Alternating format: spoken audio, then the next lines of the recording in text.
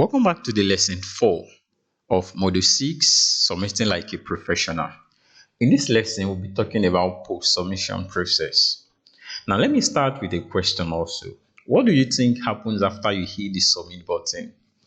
Now, for many first-time grant writers, it feels like the end of the road. They breathe a sigh of relief and wait, sometimes anxiously, for an email back.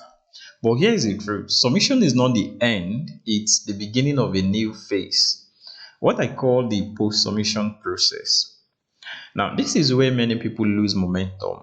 But if you manage it well, you can build stronger relationships, gain valuable insights, and even position yourself for the next opportunity.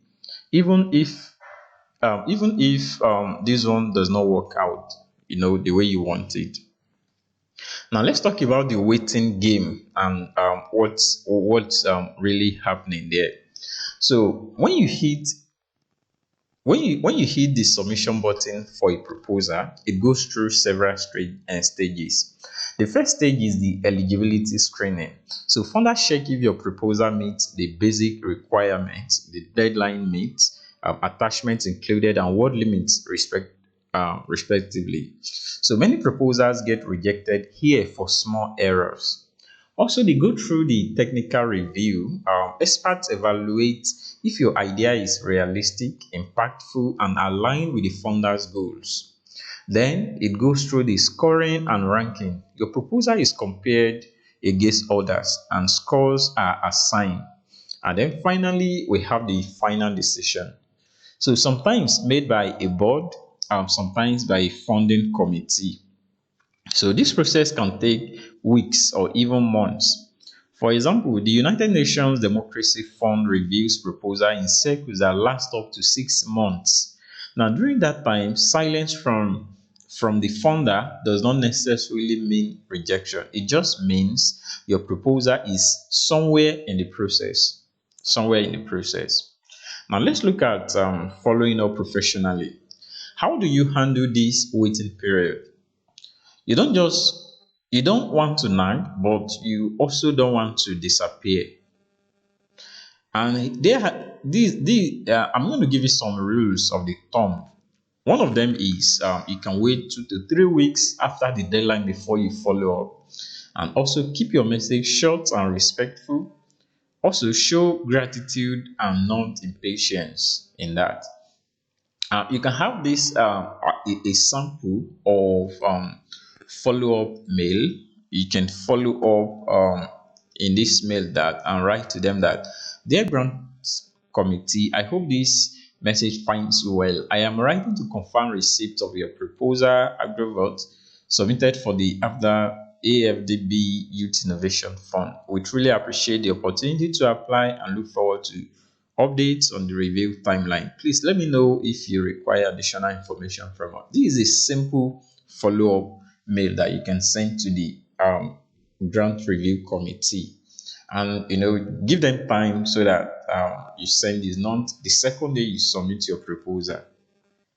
So this is a polite professional and doesn't demand answers. That is just the tone that you want. So let's look at handling rejections gracefully. So we're going to be real with each other here. Not every proposal gets funded. Even strong proposals sometimes lose out because of limited budget or stiff competition. The mistake most people make is walking away empty-handed. Instead, treat rejection as feedback fuel.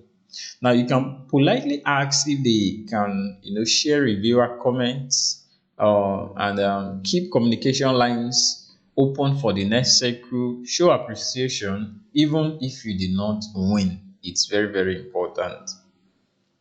So, for example, an NGO in Ghana applied for a global fund for women grant and did not get selected. Instead of going quiet, they wrote a thank you email, asked for feedback, and reapplied the following year with improvement. The next cycle, they got funded. Remember, funders like persistence and professionalism. So the next section here is building long-term relationships. So winning grant is not just about one proposal, it's about relationship.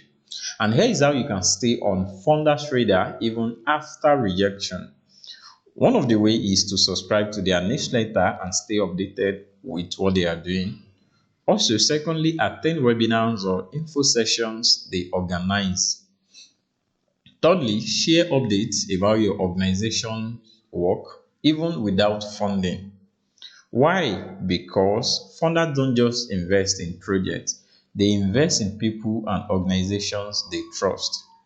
If they see you are consistent and reliable, they will remember you when the next opportunity comes up. Now, if you get funded, the next step or some of the other things you need to do. So let's flip the coin. What if you get the good news? First, celebrate, but then immediately get professional. Review the grant agreement carefully before signing. Set up a simple tracking system for reporting deadlines.